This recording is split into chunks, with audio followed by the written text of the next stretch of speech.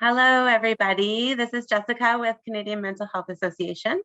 We are here for day 3 of Mental Health Week with our First Responders Journey to Recovery panel. We have some great individuals here with us today. We have Mike and Jason with OSI-CAN and Danny here with us to share their stories and their journeys and answer any questions you might have at the end. Just some housekeeping. If you do have any questions, please feel free to pop them in the Q&A chat on this webinar at any time, and we will get to them kind of when we're nearing the end. Any of our panelists here can answer those questions for you. The chat is open, so please feel free to also comment in there as we go along. So let's just get us started, and Mike will start our panel today. Take it away, Mike. Awesome. Thanks, Jessica. Thank you, everyone, for joining us during Mental Health Week. I appreciate you taking a little time to sit and chat with us today about mental health and about recovery. So my name is Mike Skinner. I'm a 32-year firefighter and advanced care paramedic. I am a lived experience peer, and Jess asked, for us to tell a little bit about our story and sort of how we got to being part of the panel today. I'm gonna try and keep it quick so that there's lots of time to chat and do Q&A, but probably about 10 years into my career, I remember my wife coming to me and saying, you know what, Mike, you need to go talk to somebody, something has changed. And I remember being really resistant to that and saying to her, I'm good. I don't want to go talk to anybody. I don't think I need to go talk to anybody. And one of the things I realized over the last few years is that avoidance became a significant coping mechanism for me. I didn't want to deal with the fact that maybe I wasn't in a mentally well place. I didn't have a great literacy around my own mental health, so that literally scared the crap out of me about where had it taken me, and what was I going to go talk about, and what did that look like. I didn't want to take the lid off that box and find out what was in there. And so I rolled through the next 10 years of my career, and I always joke nowadays that my literacy of mental health was about 6 words. People would say, "Are you good?" And I'd say, "Yeah, I'm good." All the time. And it didn't matter what had happened or what work looked like or what event I'd been involved in or what was bothering me. I was just always okay. And then at the 20-year mark, I got to a point where that had really started to catch up with me. It was imploding my career, it was imploding my marriage, my relationship with my kids. And I was really starting to notice that it was really starting to take a toll on me. And so this is where the tide kind of turned for me. Is I had a good friend who came to me one day after a situation at work and had said, "Do you think you have PTSD?" And I had never been asked that before. I'd never been confronted on it. Nobody had ever taken the time to be that blunt about it. And I think the immediate answer for me was going to be, "No, I'm good." Like, what are you talking about? And when that person asked me, because I have a great respect for that person, and I was in a space where, I didn't feel like I had nothing else to lose. When he asked me that question, this really strange answer came out of my mouth. And instead of, "No, I'm okay," I said to him, "Yeah, I think I do."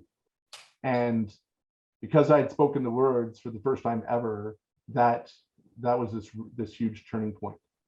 But what came after that was something that I wasn't prepared for. And it was, now what does not being okay look like? And what does recovery look like?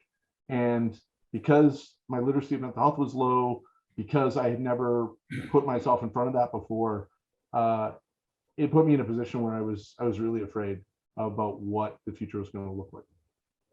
We're going back about 7 or 8 years. And so at that time, as a first responder, there really wasn't much out there for us.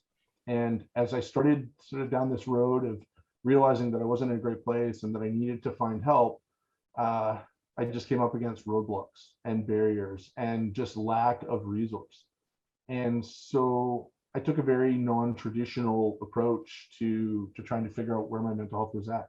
I started with my family doctor, and I started through the primary care network.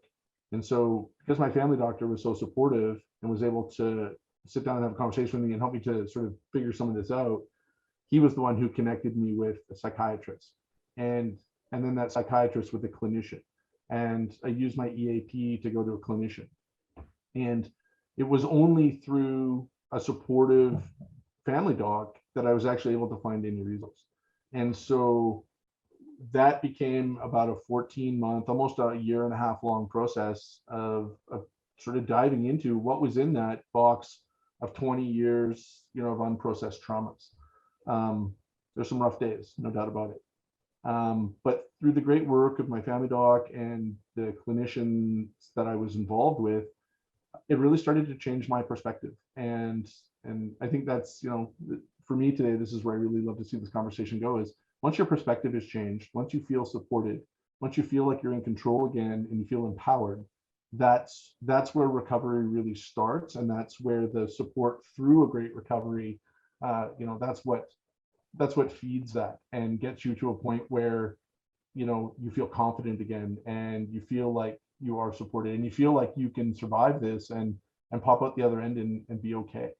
And so, yeah, it's for me, that was super important. And, later on in the conversation, I'll let Jay and Danny talk, but this is where, what does an environment of support look like? What does, good, meaningful conversation around mental health look like? And what does recovery look like?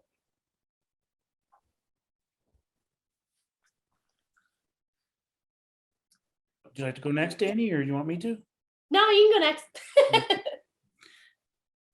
Hello, everybody. I'll echo Mike's sentiments. Thanks for joining us on Mental Health Week. My name is Jason Trenholm. I'm a 20-year veteran of the Canadian Forces. I retired in 2014. It's funny because my journey kind of resembles Mike's, but it's got its own little twist. When I left the Canadian Forces, I left due to a physical injury sustained in Afghanistan, and everybody always asks, what is it that led you to the injury? Was it the incident that you were physically injured? Was it prior to your deployment to Afghanistan? And yes, there were things that I found bothersome. There were things that, anybody would. However, the injury was not what sent me down the injury path of mental health. It was the dealings after coming home, what I felt like the lack of a supportive environment, the loss of some friends that were deployed with me. It was the loss of friends or colleagues that I had while I was home, whether that was through suicide or other deployments. And it was truly a cumulative thing, like they often are. And it definitely come out of nowhere. And it was a friend again who said, "Are you okay?" And like Mike, and I kind of seen Danny nod her head as well. "Are you okay?" And yeah, I'm good. I'm all right. No worries. And a lot of people knew me, not just at work, but knew me outside of work. And I've never been the depressed person, which is typically what follows the PTSD injury. And every time I got involved with the care that I was told I needed by those in my life, when I pursued the assistance at the OSI clinic, every time I went in and I filled out the survey prior to my appointment, every time I went in, the doctor would say, "Well, Jason, you're not depressed." And I always said, "I know I'm not depressed, but I'm always angry. I'm always on edge. I'm hypervigilant all the time." It was everything else except that depression piece. And throughout time, I think it was really noticed for me in discussions with peers and sitting around having conversations about where we were or the effects or the impacts of the injury. And all of a sudden I hear Mike telling the same stories, people like Danny telling the same stories, and then me going, wow, like that's exactly what I'm doing. Whether that was imploding my relationship with family at home, whether that's imploding relationships in, I'll say, the civilian world outside of my job. And it was definitely something that caught me off guard, because I was never that person. I was always a very social person. And I went from being that person to someone who didn't enjoy spending time with people. And I've come a long way from my low point, I think, as we all probably have, and are on our journey to becoming better. But now I go out of my way to try and, interact with people not necessarily from the demographic from which I belong. So the big part of that, I'll say, that recovery was influenced by my involvement with peers.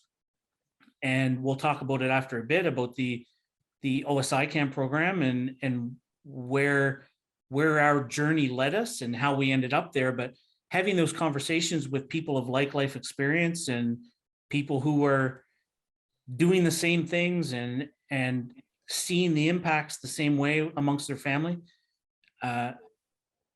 they were really the ones that turned the light on for me, that said, you're not who you used to be. And until I had somebody tell me that, it kind of went unaddressed. I'm not going to say unnoticed, because I noticed it, but I just turned a blind eye to it.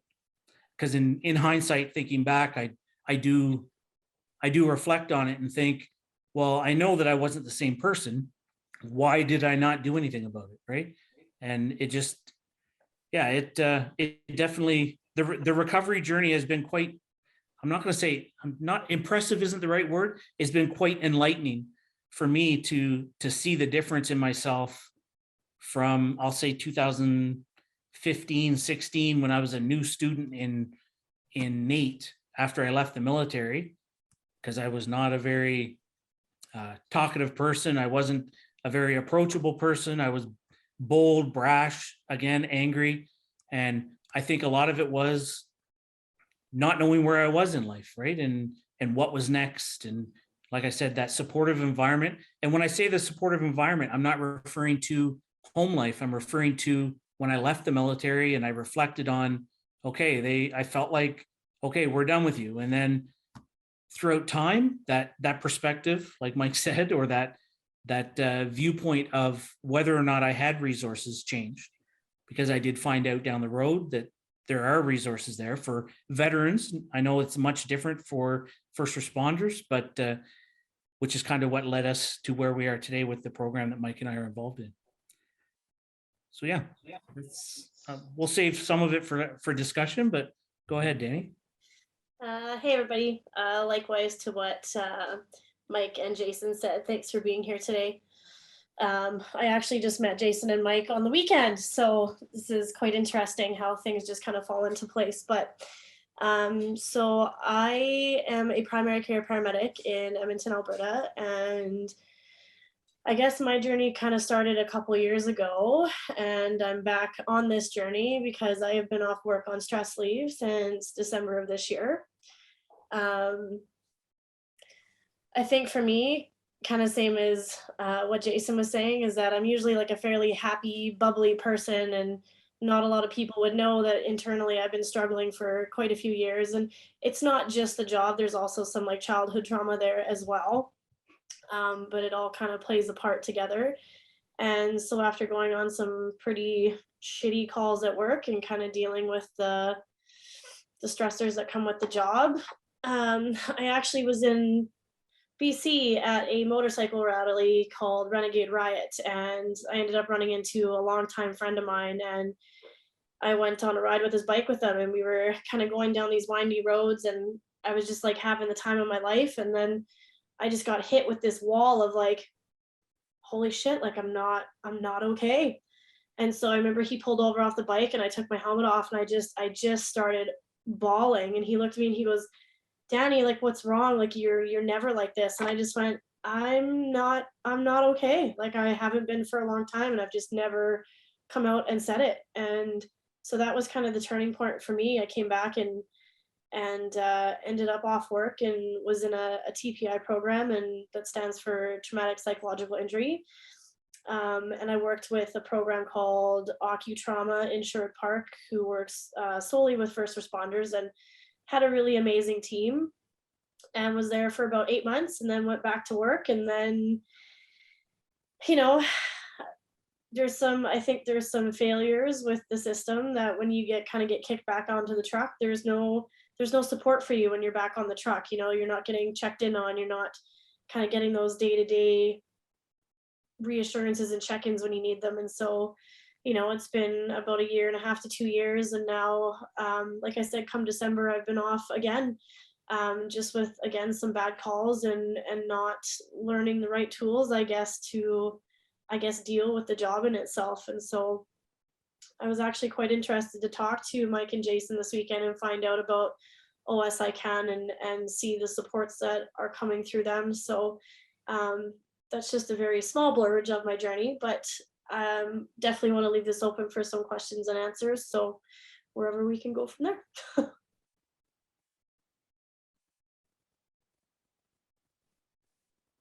That's amazing. Thank you all three of you for sharing a piece of your story. It is super inspirational that you have the strength and courage to be here today to share with us. We all very much appreciate it. We appreciate all of you for what you do. And I'm really glad to hear about OSI-CAN and the supports that are there and other supports I actually wasn't aware of, Danny. So thank you for sharing. Yeah, so I would say, just to kind of get us started here, and everybody in attendance, you're welcome to pop in questions. Where do you feel us that might not be as educated in this area could start to change our thought process or our actions to better help support these situations? Where do you feel there might be a lack of understanding, and where can we start to open our minds and hearts? I'm happy to jump in and answer this one.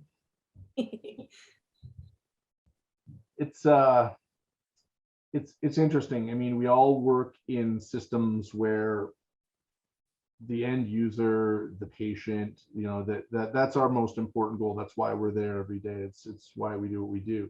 There's a mission, right? And one of the things is that, you know, in the 32 years that I've been a paramedic, I've always understood that and I've always appreciated that.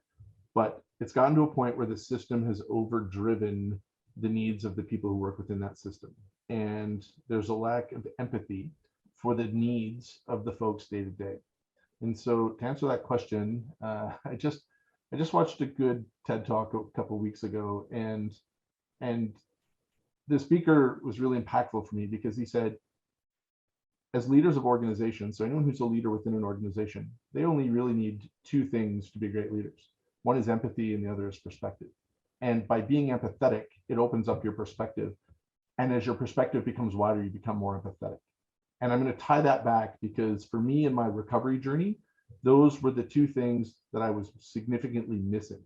In the 20 years that I was putting everything in a box, I'd gotten to a point where I turned my empathy tap off. And I only turned it on when I wanted to, and I only turned it on in very specific environments with my daughters, you know, with my wife. But even then, it was getting to the point where I was finding my empathy tap was shut off more times than it was turned on.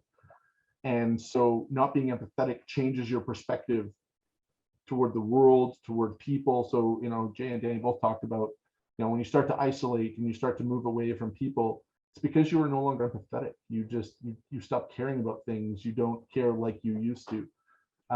And that creates a very narrowed perspective. And so in order to answer your direct question, Jess, is I think that organizations need to understand that there is a very human component. And if you don't look after that human component, the system doesn't matter. There will be nobody there to support those people that the system is there for.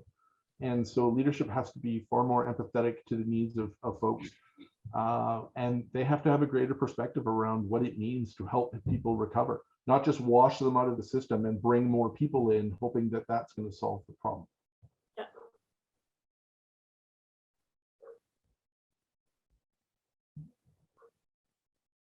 That's yeah. And I think the other one for me is like, even I find there's so much missing from when you even get into this career. Like you know, I just saw, I think Heather said, what resources or groups are available to friends or family of first responders? And even thinking this, I remember going in, and at the time, and I've been in this for 10 years, I guess I didn't say that, sorry. There was really no resources available to me at the time when I went into the industry. And so when things were starting to go south and my marriage is starting to fail and my parents are noticing, you know, maybe I'm not doing so well, there was really no access for them to go anywhere at that time, and nor was I aware of anything. It actually wasn't even until this weekend when I met Mike and Jason that I found out that there was some resources through OSI-CAN, and I think I've read somewhere in our work emails that that they're doing like peer or family support groups when people are first getting hired on. But I mean, that wasn't a thing when I got hired. So I think it's just there's a whole lack of awareness with lots of things, and trying to bring those to light to the public and to the family and to our first responders is a huge thing. Just more education in itself needs to be done. Another big piece for that, to answer that question, is a new organizational culture, right? The organization that you belong to needs to do more than just get the check in the box. Yeah. Yes, we're dealing with mental health, check. Actually do things that are proactive instead of reactive. The proactive piece being, make it a normal conversation. Have where people can sit around and have discussions about, not just use the word resilience as a buzzword, and actually teach it. Instead of just talking about, okay, well, we had a really terrible incident today. Is everybody okay? Because when the organization is asking, everybody is going to give you a thumbs up. And if that's what you need for a check in the box, then I guess you've done your part. But from an organizational perspective, if they want to maintain a healthy employee base, for lack of a better term, they need to ensure that they're providing those resources before people are crashing. Yeah. So maybe we should give a little bit of preamble about OSI-CAN and kind of how it came along, because for Jay and I, it's been a very integral part of our recovery, and the development of this program really has gotten us, like, even to be here today. Like, if it weren't for the program, we wouldn't be having these conversations. So I'm going to go back a little bit. So when I, sort of went through those first 18 months of recovery, one of the biggest things I realized was that I had no confidence left. I just, realizing that I wasn't in a good space and that things were problematic, it just stripped away all of my confidence. And like Danny and Jay, my mom came to me one day and said, "Mike, this job has changed you." And I kind of laughed, and she said, "No, not for the better." And it was a very sobering moment, because I was like, my mom is telling me that 20 years of being a first responder I'm not in a good place. And so that was very humbling. And so that's the first thing, right? Being humbled, realizing that you need help, speaking those words yourself. And I say it a lot nowadays: once you speak it out loud, you can own it. And once you own it, you can do something about it. And that's the key. Now it's, how do you find resources and people that will support you to do that in a meaningful way so that you will be successful at it? And so for us, this is when I came to that realization. I felt like I was screaming out loud that I needed help. It turns out that I wasn't. And so people around me in my own organization were not hearing me, probably because I wasn't articulating it properly about what I needed. And so I felt very let down. I felt very disconnected from my organization at the time. And I went and I sought out other resources. So for me, I actually, in order to do something different, I took on some volunteer work, and I became a service officer at the Legion here in Leduc. And I did that very purposefully, because I didn't want to be, like Jay said, I didn't want to be in front of my own demographic anymore. I found it really problematic. And so I went and I got in front of a different demographic where I could support them. And selfishly, I was supporting them to help myself. But as a service officer, I started supporting veterans who were coming back from Afghanistan, and they were coming in looking for resources and whatnot. And one of the things I realized very, very quickly was there was all these resources out there for veterans. Why was there nothing for us as first responders? And so I started to ask those questions. I came up against a lot of blanks. People were just like, shrugged shoulders, didn't understand, what I was asking or why that was important. So anyway, I did that work for a while, and this is how Jay and I met. And through those interactions, we were standing in the venue one day, and we said, so a friend of ours actually said to us, "Why do we wait to, till events like Remembrance Day or very purposeful get-togethers to be vulnerable and start having conversations about who we are and about mental health. And believe me, those conversations were not super literate in the beginning. They were just us sort of investigating, why don't we do this more? And from that conversation spurred several other conversations where originally, so Jason is a 20-year veteran, myself as a longtime firefighter, paramedic, and a friend of ours who was a longtime police officer, we decided that, we wanted to create a space where people could come in and they could purposefully and meaningfully talk about their mental health. It wasn't a place to come bitch about the organization. It wasn't a place to ruminate in trauma. It wasn't a place to trauma bond. It was a place to come in and say, listen, I'm struggling and I don't know where to start, or I'm struggling and I have some resources, but I maybe don't have enough. And so that's what we did. And we started a program that anybody who is a first responder here from Alberta, or maybe even across the country, who's heard of Danielle Sundahl before. I had the pleasure of Danielle Sundahl being my partner for 7 years. And so, I went to work and said to Dan, hey man, I had this really inspirational conversation. I think I'm at a point, where I want to move on and recover. And we're going to create this program. And so Dan had connected us with OSI-CAN, and we went to Saskatchewan, we met with them, we loved what they were doing, we partnered with them, and we brought that program back to Alberta. So grassroots, lived experience, peer developed program created by boots on the ground folks who realized they were struggling, were realizing recovery, and were realizing that we needed to do this a different way. And so that's how OSI-CAN was born here in Alberta. And from that, something interesting happened. People from other communities started coming to our groups, and they were saying, this is great. We love, these conversations and the resource sharing and the advocacy. How do I bring that to my community? And so Jay and I realized very quickly, we're going to have to get more help than we thought, right? And so by reaching out to OSI-CAN and partnering with them and bringing that back to Alberta, we actually became a named project of the Canadian Mental Health Association, which for us as first responders has been like winning the mental health lottery. It's the only organization that has stepped up to empower us as lived experience peers to create solutions for ourselves. And for the last 2 years and a little bit, we've been building OSI-CAN. And like I said, it's important because for Jay and I, it put us in an arena where we were now in front of people who were purposefully and meaningfully supporting people to understand what recovery looked like and to experience better mental health and to have resources that actually made a difference. So I'm going to go back to the question for a second. What's available for family and friends?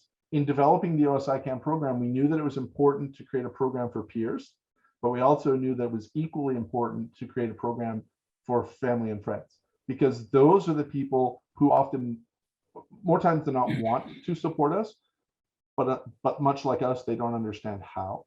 And so we don't speak a common language. There was a lot of disconnect.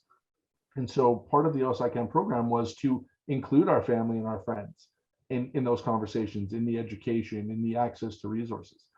And so for Jay and I, the last 2.5 years of being involved in the development of this program, that's really like my literacy today is the perspective of all of my peers that I've now taken on because my mind is open enough to accept that, right? So sitting in a peer group and listening to somebody else talk about their recovery or their lack of resource or their needs, with an open perspective now, I can sit there and say, well, that's me. I identify with that. That resonates with me, or I've been down that road. And although we're not providing advice to anyone, we are sharing our experiences, which is helping people navigate a road that they may not have been down. So like me in that, at the 20-year mark, I'd never been down the road of recovery. I didn't know what it looked like. And there was no roadmap to buy to figure out what that looked like.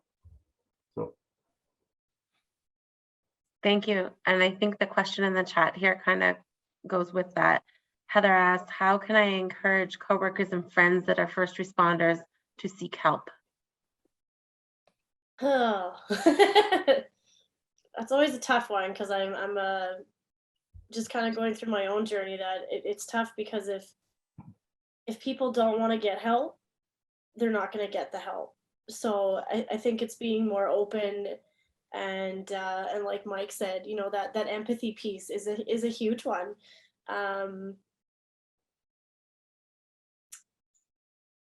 I think just being open and honest about like your own mental health and where things are sitting with you, and kind of encouraging that talk and that language, I think is a big one.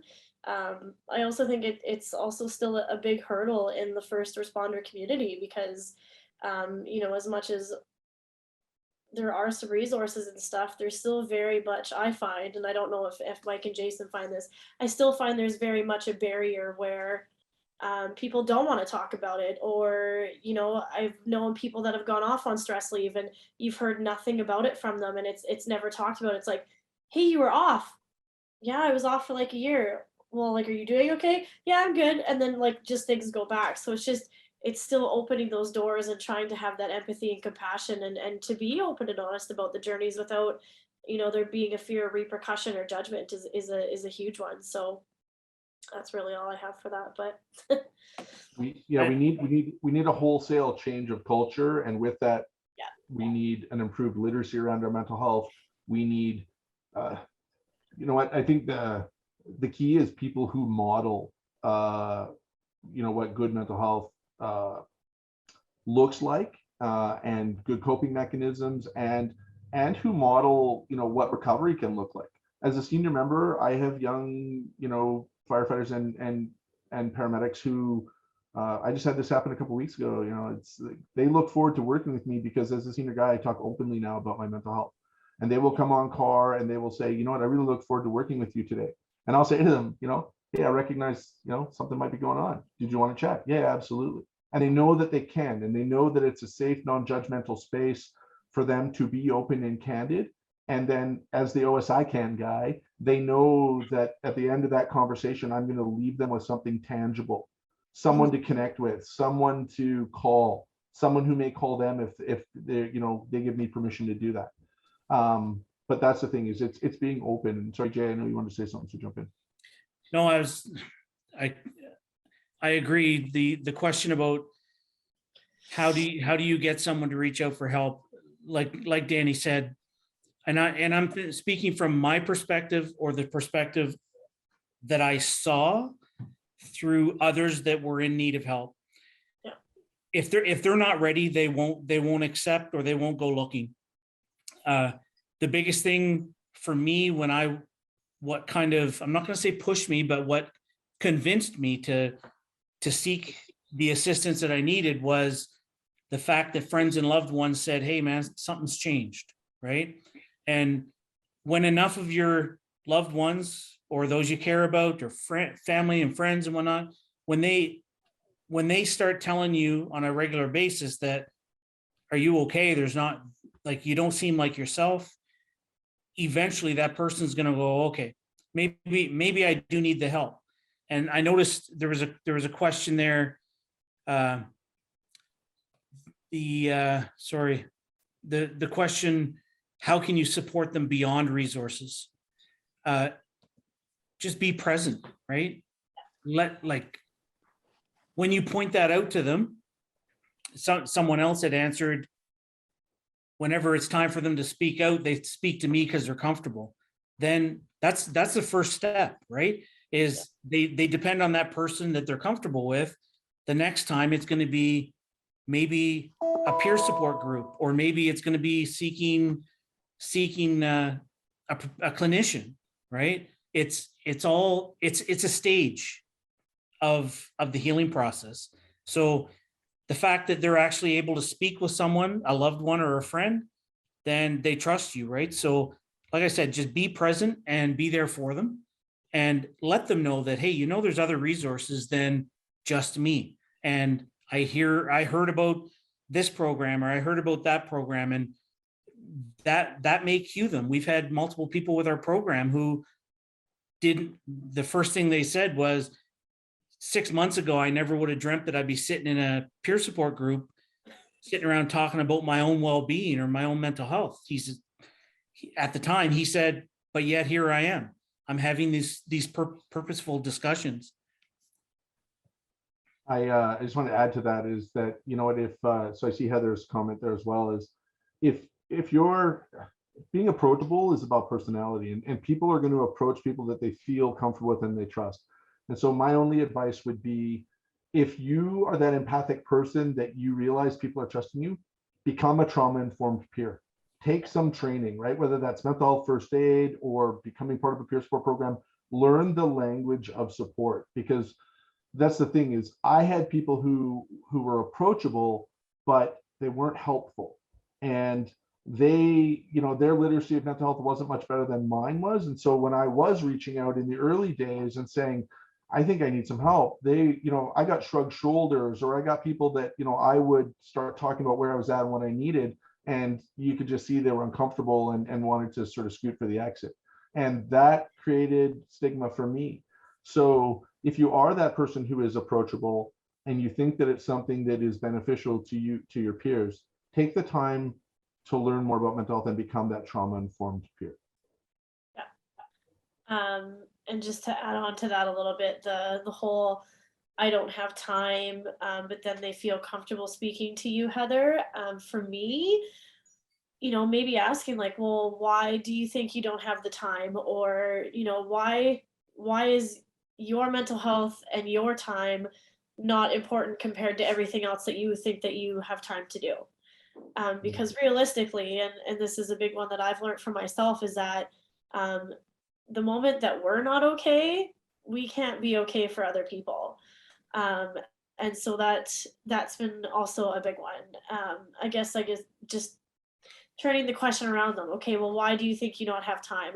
And I've become very open about my journey kind of through this. And I've been telling people now, you know, I'm seeing a psychologist twice a week, and I'm in a group therapy with my psychologist with, you know, participants of 3 to 4 other people. And, you know, like Mike said, just finding that language and finding those common denominators, I find makes a big help. And then, you know, unfortunately, also like Jason said, it's kind of up to them too. They have to make that choice to take that step to get help.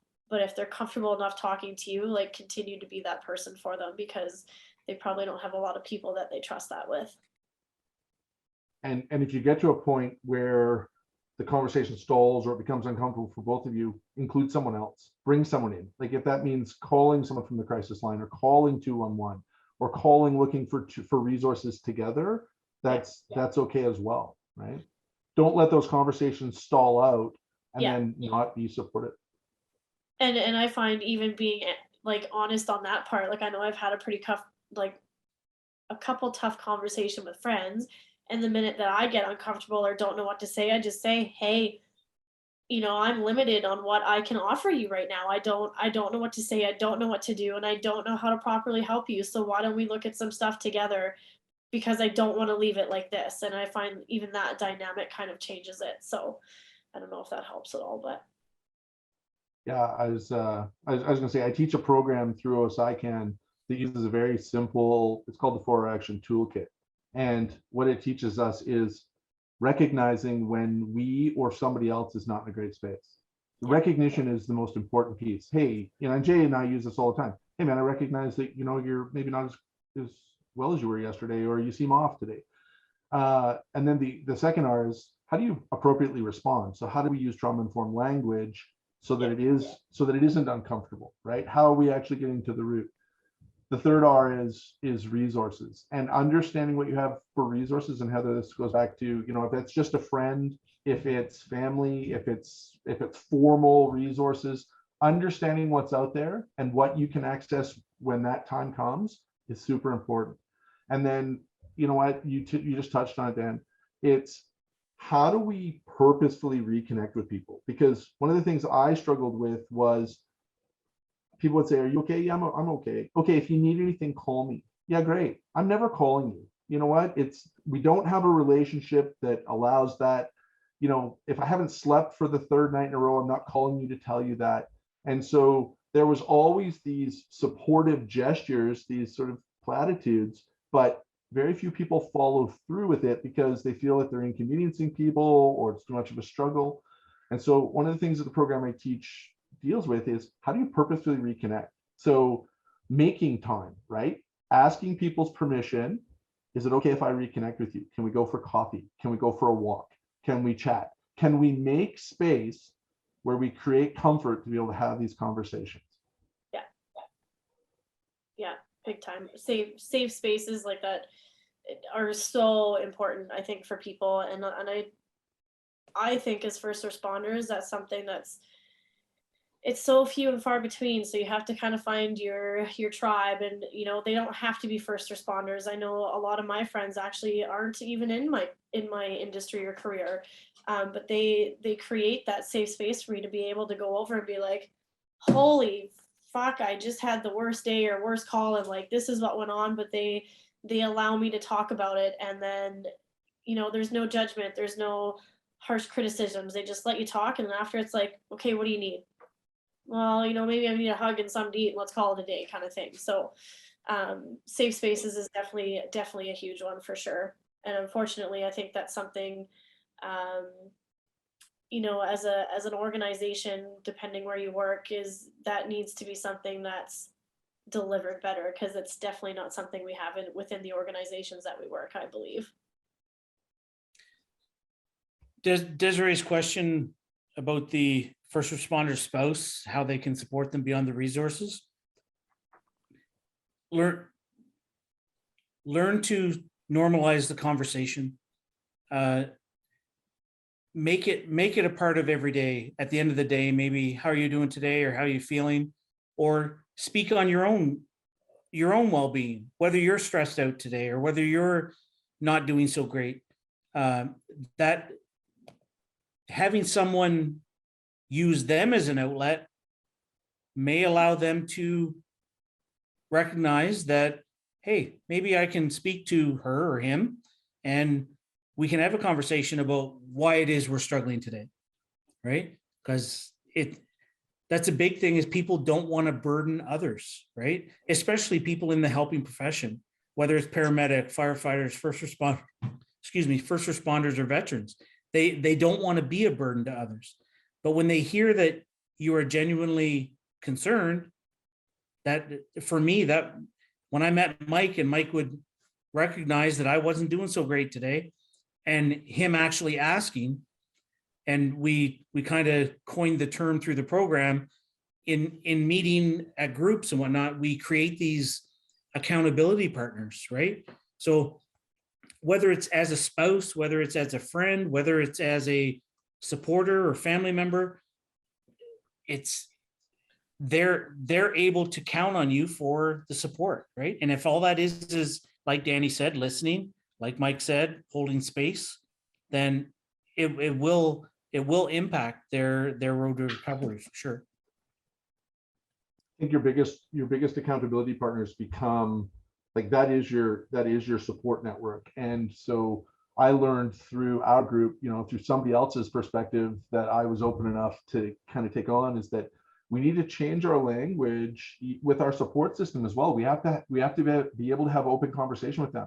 And I'll use, I've been married 28 years. My wife and I have been together since, like I was already a first responder when we got together. But when we got married, one of the things she said to me was, please don't come home and tell me about all the things that you see at work. What I heard was, don't come home and talk about work. And so for the first 20 years, I would come home and she would say, how was work? And I'd say, it was okay. And that was it. So nowadays, because of peer work and, the joys of recovery and learning lots of new things, her and I have a different language nowadays. When I come home from work, she'll say to me, how was your shift?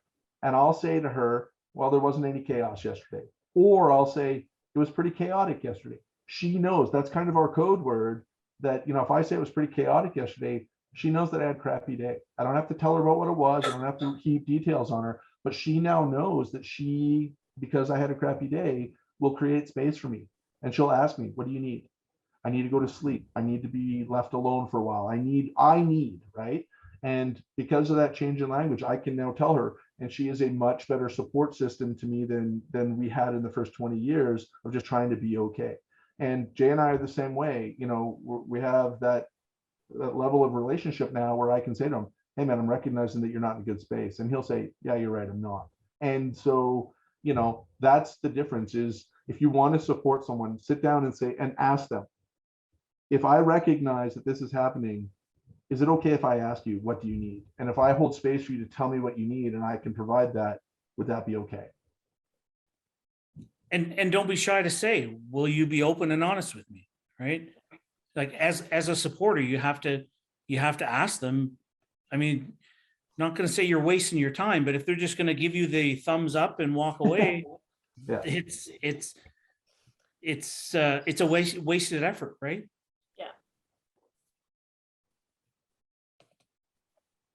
Thank you so much, you guys. That was amazing. There was a few key things I just wanted to share that you guys said that really stood out to me. I think it was Mike when you said you were supporting others, and in turn that was supporting yourself. So I thought that was really amazing to hear. Of course, the words "be present," they're big and powerful, and they mean so much. So I took that away as well. And another key kind of message I heard from all three of you is you don't have to have the answers. You just have to be there and maybe learn about some resources, which I think you guys have offered here today. I'm just going to check. We have some chat happening. Thank you for addressing my question. My partner is an RCMP member, and I worry about their mental health at times. I 100% plan on implementing the tips you've provided. I was wondering if there was a link for OSI-CAN. Yes, so if you, oh good, and Mike posted the link there, that's perfect. Was there any other closing thoughts from any of our panelists? I know for me, I just want to say like, thank you for being here today, and a big thanks to Mike and Jason, and for you, Jess, for making this something that's being talked about now. I think it's such a huge step forward, and also to the people that are tuning in, you know, if you ever need anything, open book. I know I plan on going to some of these meetings with OSI-CAN, and I'm sure you can find me on Facebook as Danielle Harris. So if you ever need anything, please reach out, and I'll do my best to provide resources and point you in the right direction, or just listen if you need. Amazing, amazing. Thank you very much, you guys, and thank you to all of our panelists and attendees for being here today. This one was important to me, and I'm so glad to have heard from each of you. I love to see the participation from our attendees. Thank you for tuning in. I posted a link to Mental Health Week on the CMHA website. We do have 2 more panels remaining for the week, Thursday and Friday. They are free to attend. Please feel free to tune in. Thank you everyone today for that heartfelt share, and I look forward to continuing our partnerships.